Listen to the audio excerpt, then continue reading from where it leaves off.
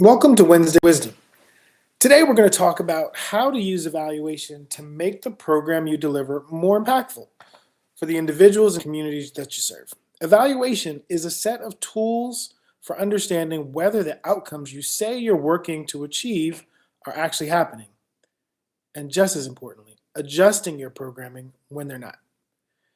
If you're serious about impact, evaluation, and how you move from belief to evidence, this episode's for you.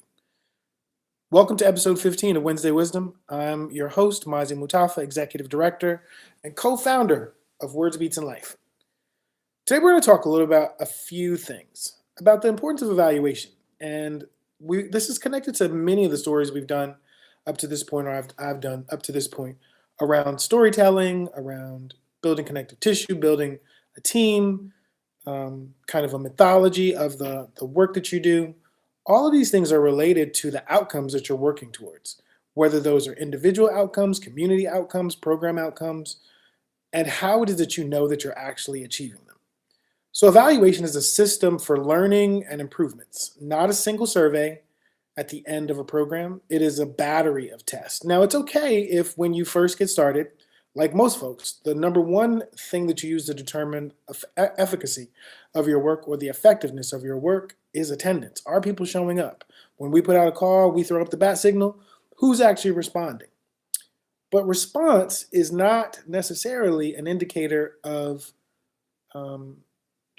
improvement or transformation.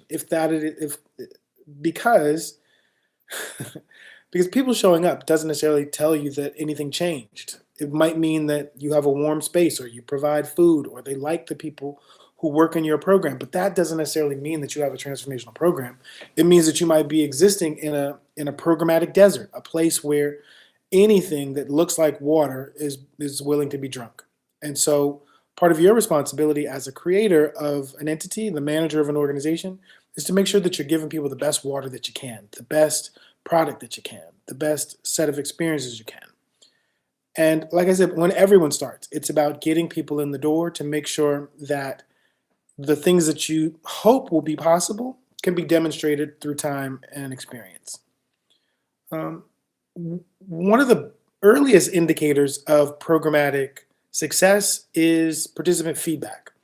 One of the strengths of participant feedback is that it often reveals things that are not obvious from the outside.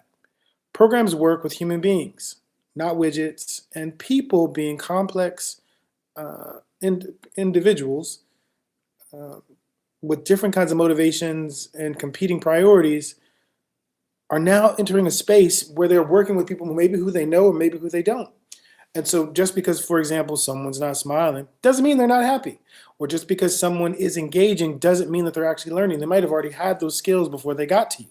So being able to ask people about what it is they know, what it is that they are learning, how it is they want to develop, is going to help you to build a stronger program. Over time, listening carefully to students, parents, teaching artists, and getting their feedback directly shaped our programming at Words, Beats, and Life, including the books that we selected for our summer reading and the places that we chose to take students for field trips. Evaluation became a feedback loop. That is, we asked a question, you gave us an answer, we did something with that answer. It's critical that if you're building something, you know what it is that you're working towards. Because at the end of the day, when people turn over their time to you, they are giving you the thing that they own that is most valuable, that they will never be able to get back, that they lend to people who they trust, maybe instantly trust, but then that's earned through experience. So when a young person comes back to you, it's not just because, it's because they believe in what's possible. They believe in the space that you're creating, and they believe that you are actually there to help empower them. When an elder decides to share their story with you for your podcast, your archive, they do that because they trust you with the story that they've lived with. And so that part of the goal for you as an organizer is to justify that trust by giving people a roadmap of where it is that you're going, helping them see what it is that their participation will actually result in, either in the form of a promise or in the form of the teacher or the guide or the producer, the folks that are leading the activity as an example of what it is they can be working towards. having examples is a great way to validate what it is that you're aspiring to be able to do. Well, let's talk about what you're building. If you're operating a program, you're usually trying to produce a special outcome that is not being achieved through other means. The first question is, what are you trying to achieve? So one of the things I do as a volunteer every single week is interview people on WPFW 89.3. And a lot of the people that I interview are leaders of nonprofits, government departments and programs, funders, media people. And one of the things that is a recurring, maybe just a human need, and this manifests for some people by having children, building families, but I think for some people it also manifests by the kinds of businesses they build, especially nonprofit business. People are trying to replicate themselves or replicate the experiences that they might have experienced by chance on purpose. So when I started Words Beats in Life, what I wanted to produce was a kind of creative experience that young people could have that I didn't have until I went to college, that I didn't have access to being a student leader, having a budget, being able to build community, to do things in the world until I went to college.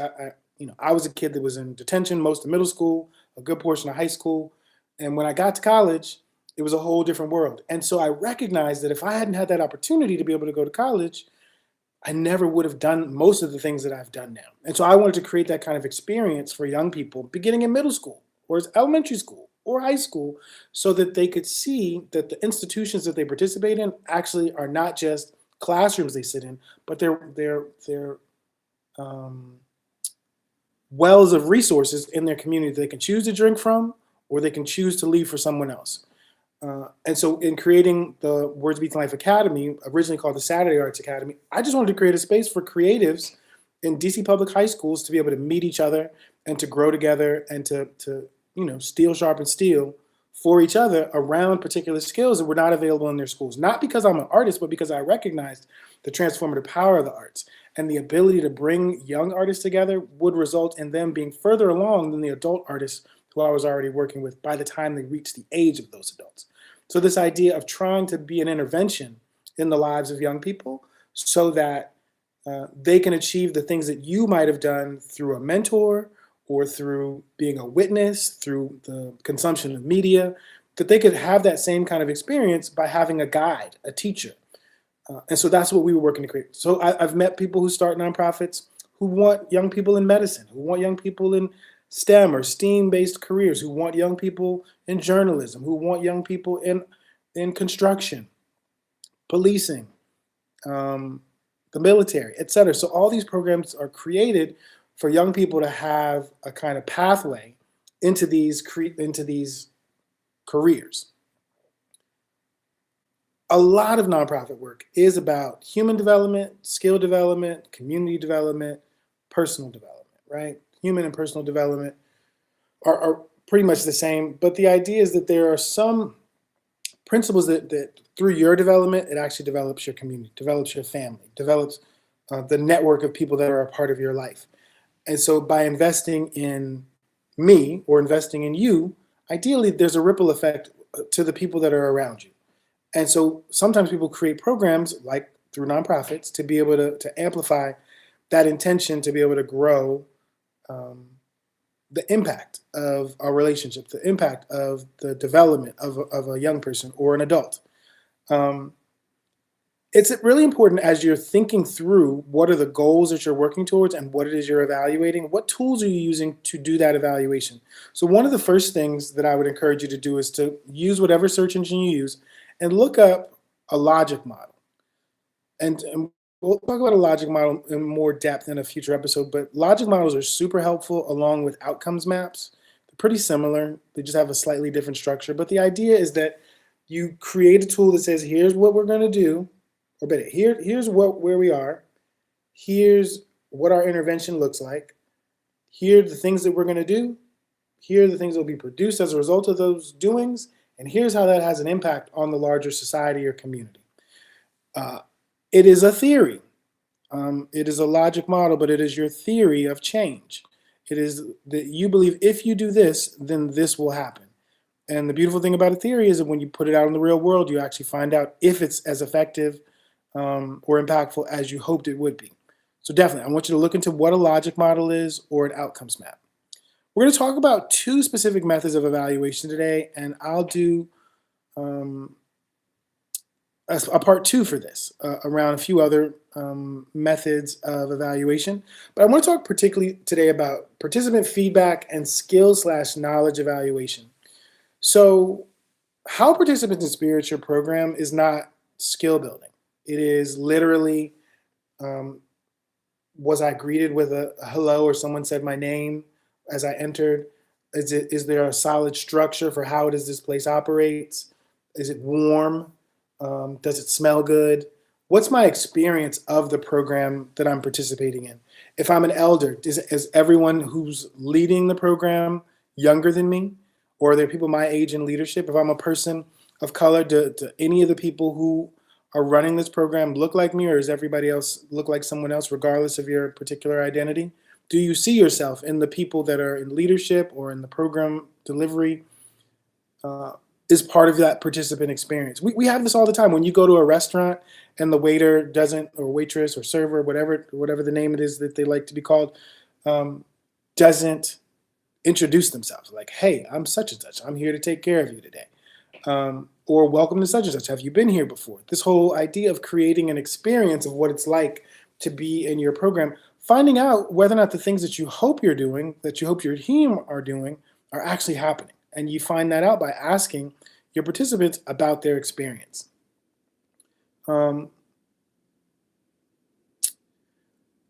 Sometimes the experience that people have has almost nothing to do with you.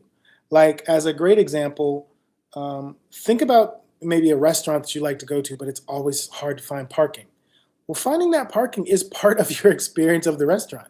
It's part of you deciding whether or not you want to go there. And if you don't have a car, if it is how much time it takes to get there on the train or the bus or in your rideshare vehicle, that's part of the customer experience.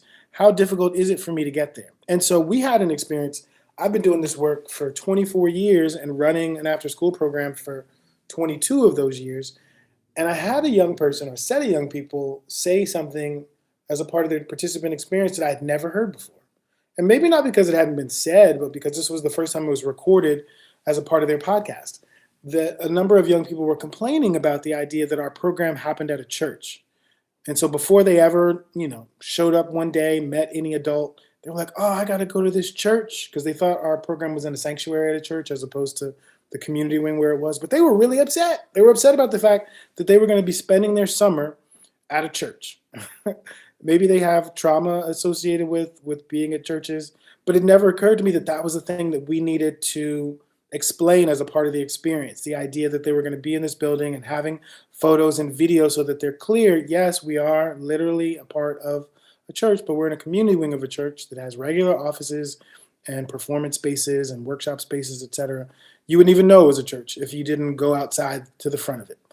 But hearing that from them changed the way we started thinking about this summer and how it is that we will work to create a participant experience before they walk in the door that says what kind of a space they're going to be entering, how it is they're going to be welcomed, how they'll be engaged, and why it's important for us to be a part of this community institution and its own history in the community, so they understand that the work that they're doing in that space is part of a longer legacy than even our 24-year history.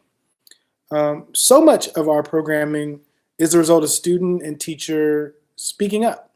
Our alternative spring break was literally created by a student who one day just asked me as I was walking out the door, when are we going to learn how to do your job?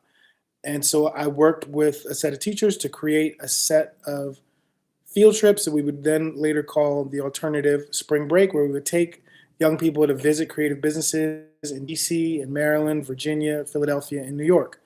But that was literally not an idea that I had, not something I had been thinking about, or even something that I made a priority until one day a student, and I asked the students with them, is that the kind of thing that all of you would want to do? And everyone said yes. So making room for that feedback to be able to amend what was your original vision for programming. That there has to be room for feedback for it to grow and develop.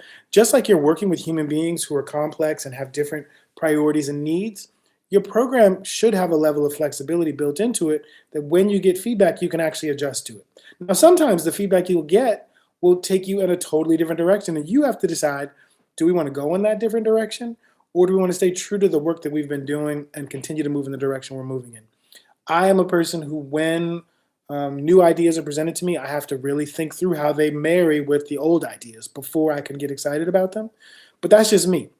I do think it's important, though, to make sure that when you're exploring new ideas, that you don't allow those new ideas to turn you into something other than what you were created to be. You can expand, you can grow, you can add to what it is that you are. But if, for example, we're a hip hop nonprofit and you are super interested in, um, it's difficult because with hip hop you can connect it to just about anything. But let's say that it's hip hop and you are a young person who wants to learn about medicine. You want a pre med program. Is our hip hop program going to become a pre med program? Or will we help you find another program that is pre med? I would argue that you actually do yourself and your clients a service by helping them find things that are a better fit for them as opposed to changing who it is that you are. Now, with that said, we strive to be a one-stop shop for everything hip-hop in terms of teaching. So we don't just teach DJing, graffiti, breaking, and emceeing plus knowledge of self. We also teach chess and business and stop motion photography and filmmaking and poetry and all kinds of other things that are kind of hip-hop adjacent, hip-hop related, but not necessarily the core elements of hip-hop. So for hip-hop purists, some people are like, oh, you're doing too much. For us, because we're not just trying to teach what was, but to help young people imagine what is and what could be next, it's important to be able to give them access to the tools and the resources. The most famous example that I can point to, and I was just listening to Can't Stop, Won't Stop by Jeff Chang, and something I already knew, but I didn't know it this well, was that Rakim Allah, who is a very important MC, was a saxophone player, but I didn't know that he was a part of a family of musicians too. I knew that he had said if he hadn't been an MC, he would have been a saxophone player, but I didn't know that part of that was because he was part of a family of musicians. That this idea that people exist within a context matters. So learning what it is that people are experiencing, not just in your program, but leading up to your program and in the lives that they live, is also part of that client experience. How is it that you're connecting the work you're doing to the potential for people in the lives of your clients to affirm the value of what it is they do? For us, that looks like developing portfolios and student showcases and having students be showcased at events we're doing for the general public.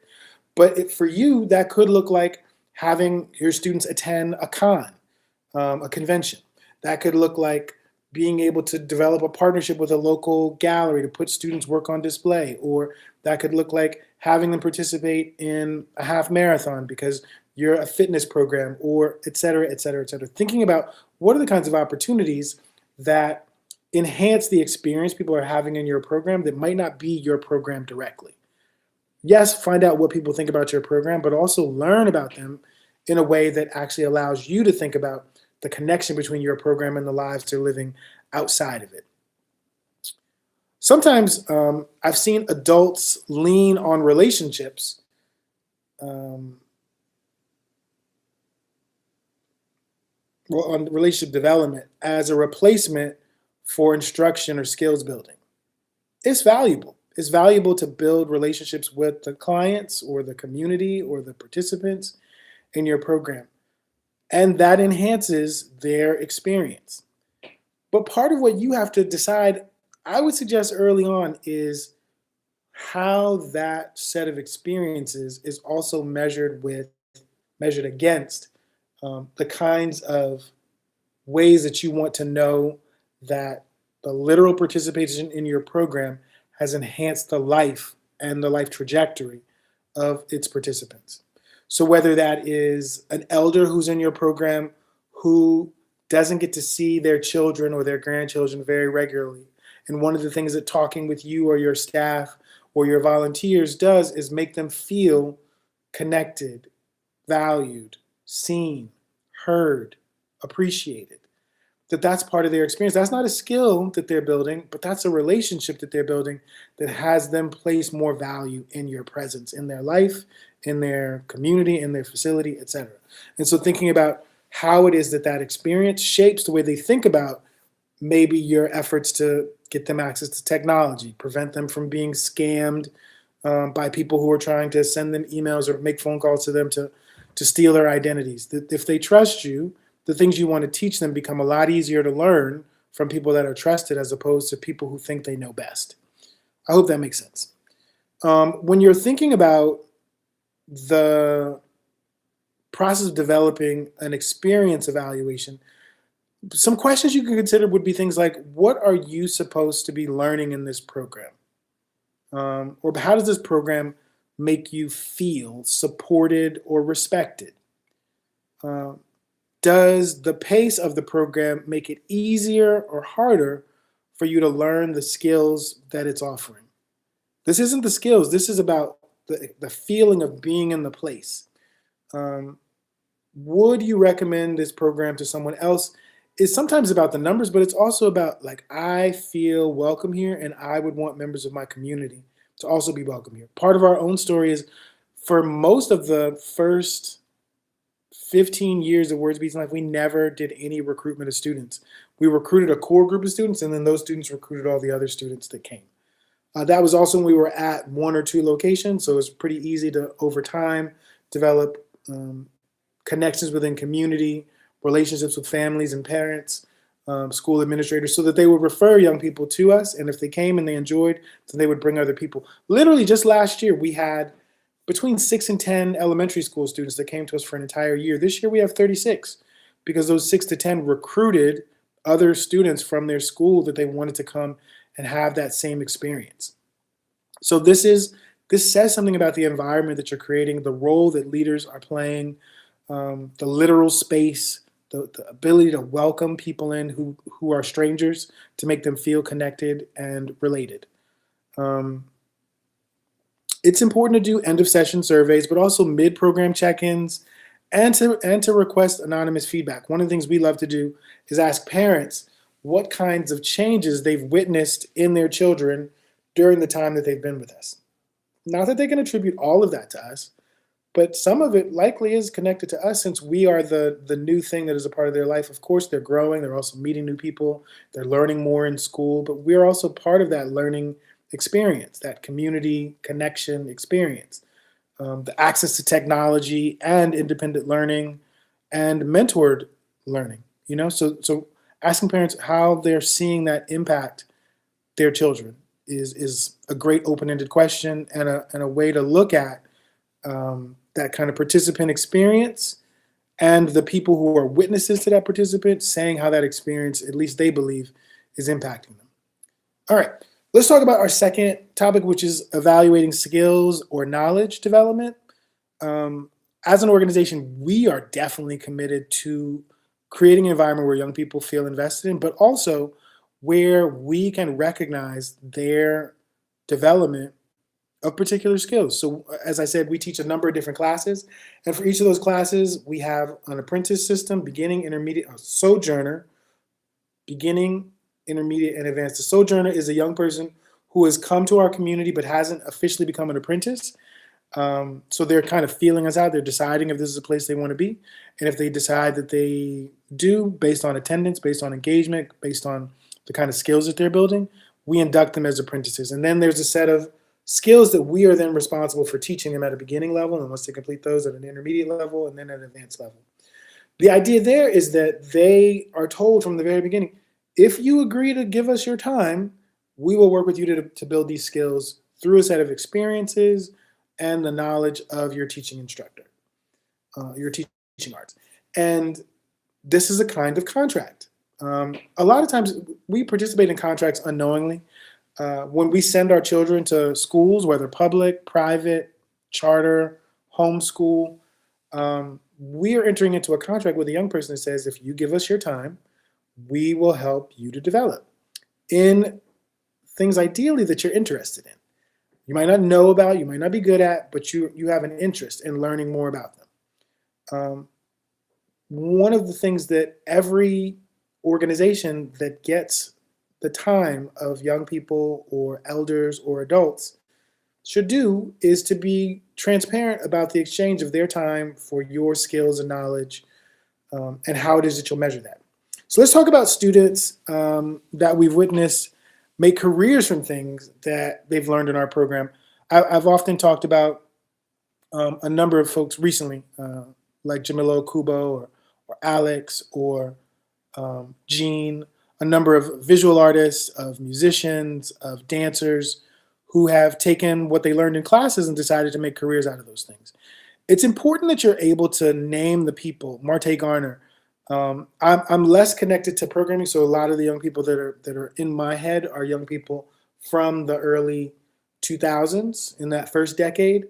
I teach a class at Words Beats and Life, so I have a set of interns, 5 students that I just worked with on podcasting for 4 months, and I watched them develop as storytellers, develop as researchers, develop as collaborative media makers over time, and for them to learn about the value of a good question and the framing of a discussion and critical listening skills to be able to do follow-up questions. All these things were relevant for podcasting, but they're also relevant for just being an academician, because all of them are going to college. So how are they being prepared to be careful listeners in classes and to be able to respond in ways to adults, because that's who they're interviewing on the podcast or the radio show, that they're learning soft skills and hard skills that are going to be useful in their lives.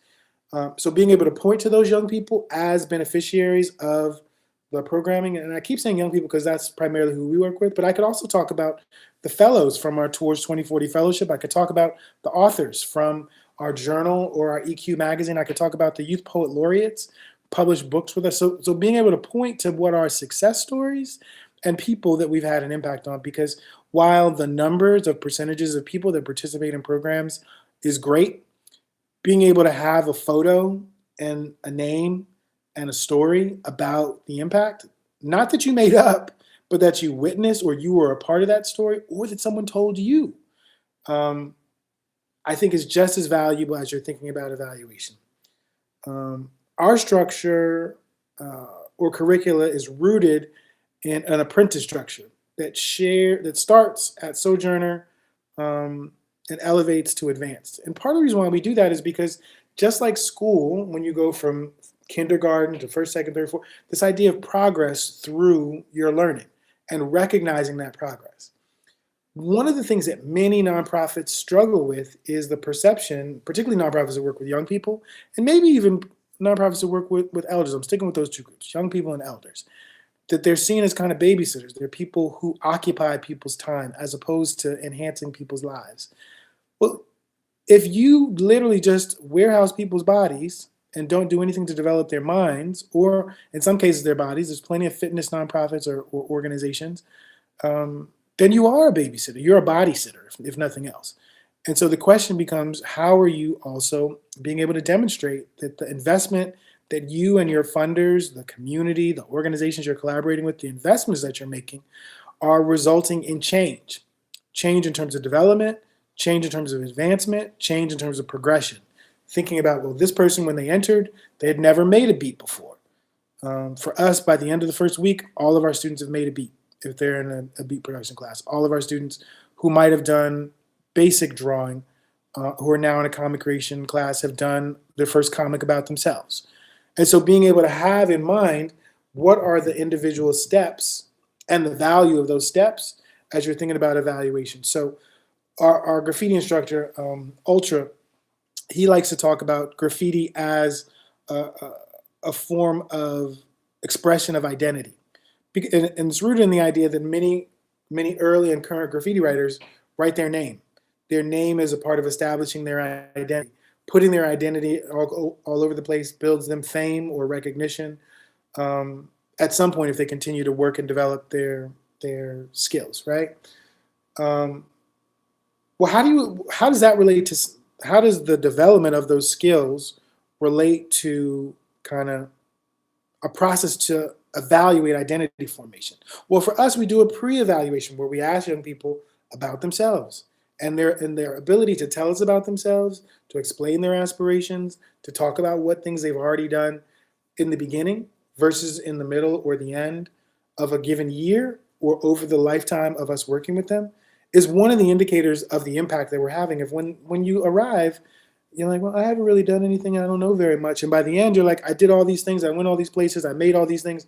Take a look at this. That's a really different human being. And we're a part of that journey that they're already having in school, in the community, and their family. We're just an additive to their human development. But we have a set of intentions that might not be the same kind of socializing and educational experiences that they're going to have in their K through 12 experience, that they're going to have on their athletic team. That the way that we develop and support and invest and promote them looks a lot like what most adult artists say they wish they had.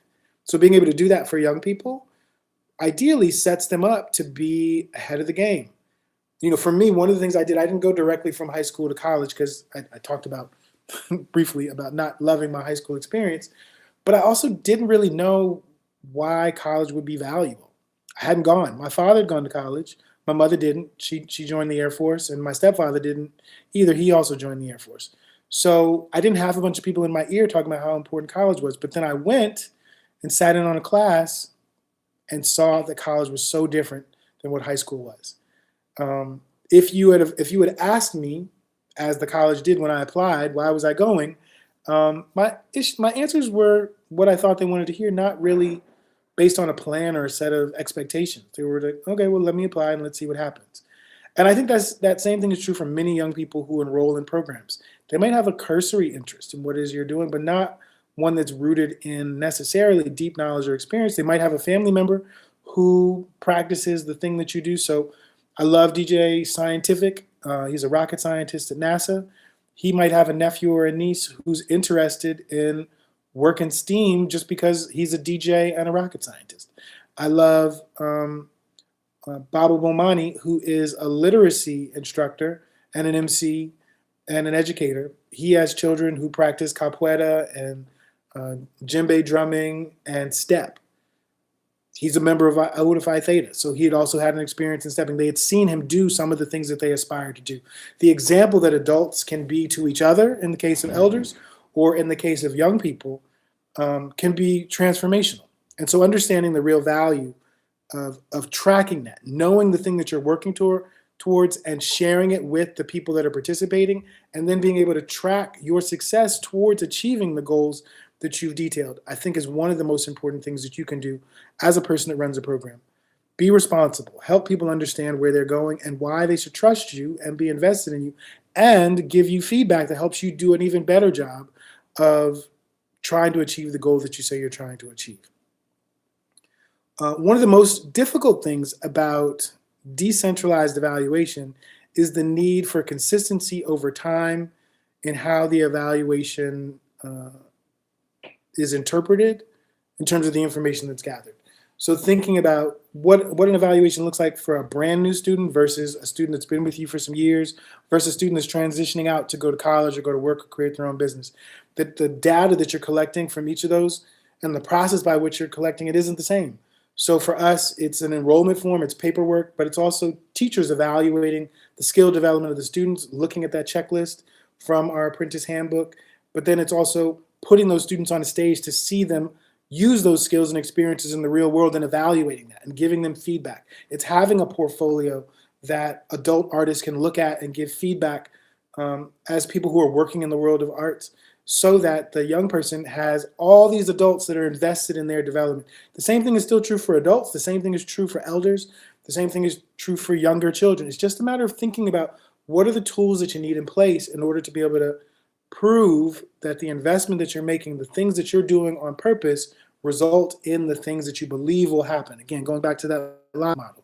So it's important that the tools that you create to track your success towards achieving the goals detailed in the logic model are useful, incorporate kind of standards for evaluation that can stand up to muster.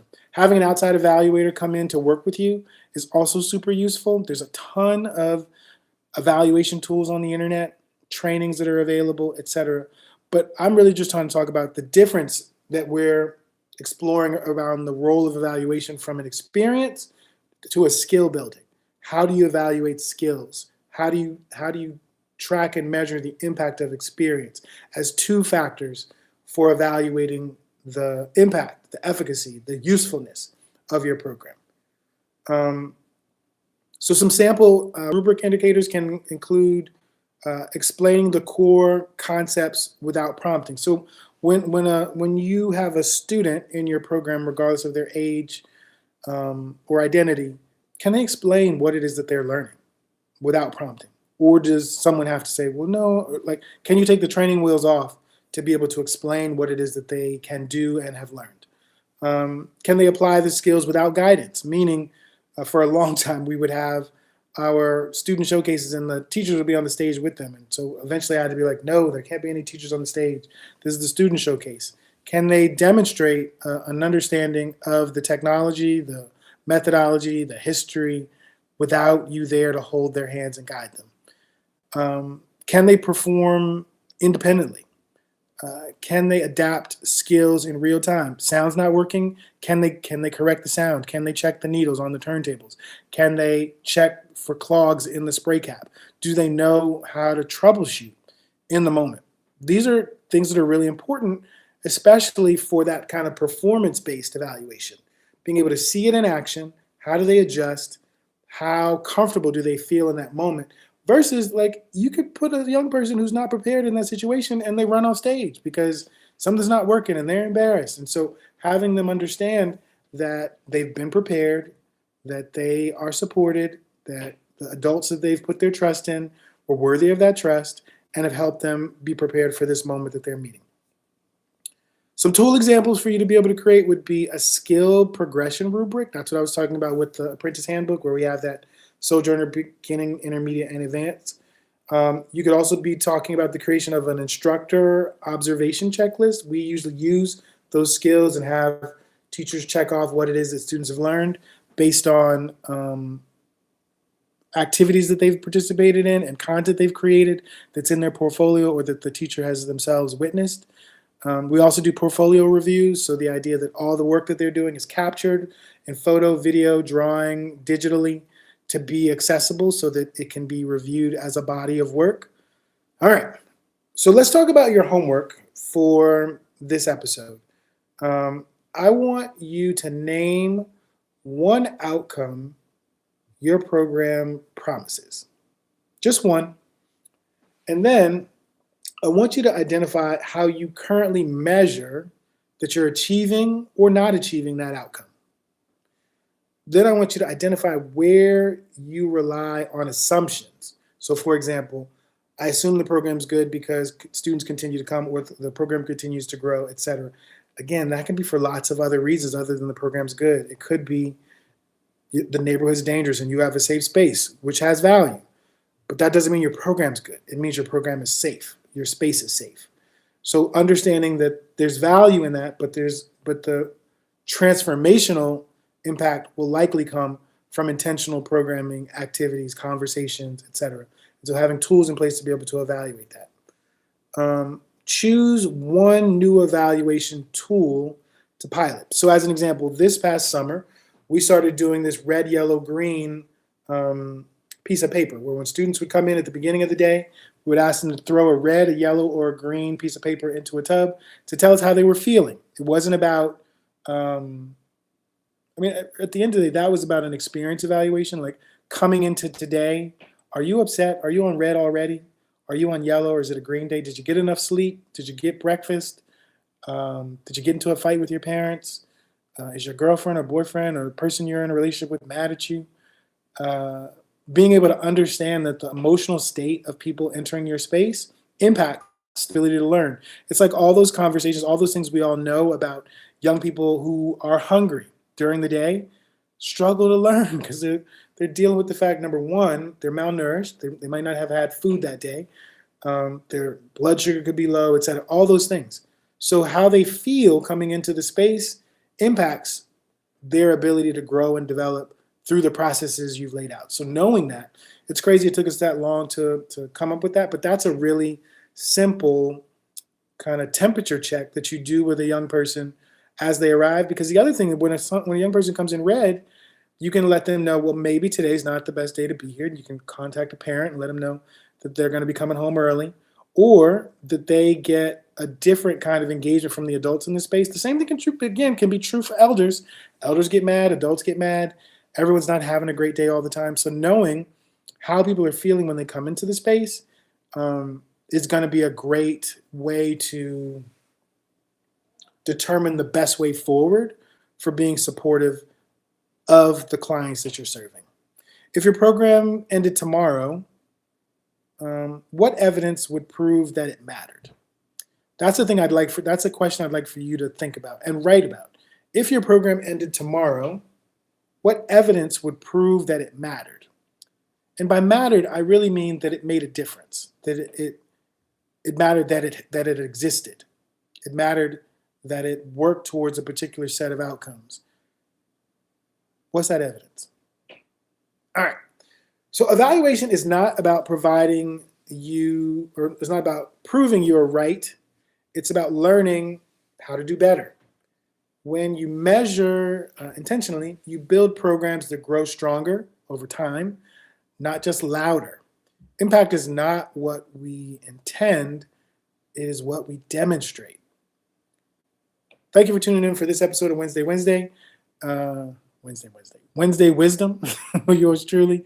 Share this episode with someone building programs who wants to move from good intentions to real evidence. Evidence is the key. Evidence makes it easier to grow. Evidence makes it possible to sustain. Evidence becomes the thing that inspires people to want to join you, to be a part of advancing the cause that you are building, which is human development, community transformation, engaging across generations. The evidence is not just that you are here, it is the proof that people can witness in the development of the people and the communities that you serve. All right? Thanks so much. Peace out.